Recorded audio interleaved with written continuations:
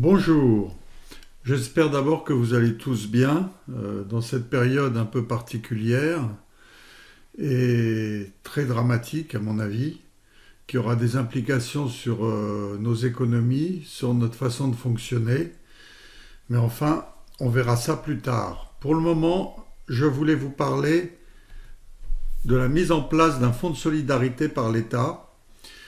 Ce fonds de solidarité concerne d'abord les personnes physiques, c'est-à-dire toutes les sociétés individuelles, les artisans particulièrement, mais il concerne aussi les personnes morales, c'est-à-dire les sociétés, que vous soyez en SAS, en SARL, en société en nom collectif et autres.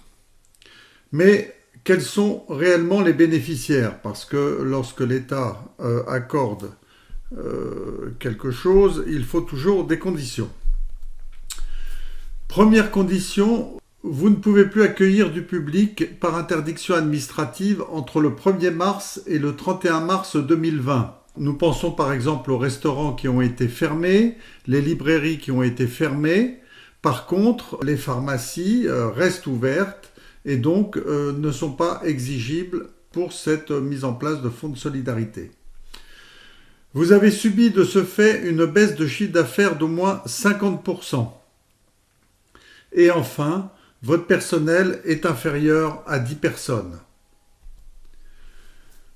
Votre chiffre d'affaires est inférieur à 1 million d'euros et votre dernier bénéfice imposable pour l'année dernière est inférieur à 60 000 euros. Les entreprises ayant subi une perte de chiffre d'affaires d'au moins 1 500 euros vont percevoir 1 500 euros si les autres conditions sont remplies évidemment. Pour ce qui concerne le chiffre d'affaires et plutôt la baisse de chiffre d'affaires, on va devoir comparer le chiffre d'affaires obtenu depuis le 1er mars 2020 jusqu'au 31 mars 2020 avec la moyenne du chiffre d'affaires du 1er avril 2019 au 29 février 2020. Quand on dit la moyenne, donc on divisera le chiffre d'affaires cumulé d'avril à février par le nombre de mois courus. Pour les entreprises qui n'ont pas un an d'existence, on prendra les mois courus depuis la création. Par exemple, si vous avez créé votre société en août 2019, on prendra le chiffre d'affaires du 1er août 2019 au 29 février 2019 divisé par le nombre de mois, soit 7. Pour réaliser la demande, l'administration exige d'abord une déclaration sur l'honneur attestant que l'entreprise remplit les conditions d'exigibilité que l'on a vues plus haut. Il faut être à jour de ses obligations fiscales jusqu'au 1er mars 2020. C'est-à-dire avoir payé tous ses impôts, avoir fait ses déclarations de TVA, etc. Il faut une estimation de la perte de chiffre d'affaires.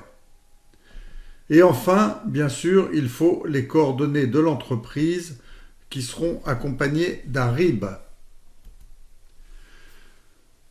Enfin, il faut compléter le formulaire spécifique dans votre espace particulier et non pas l'espace professionnel sur le site https://www.impôts.gouv.fr portail, le même site que vous utilisez pour faire votre déclaration d'impôt sur le revenu.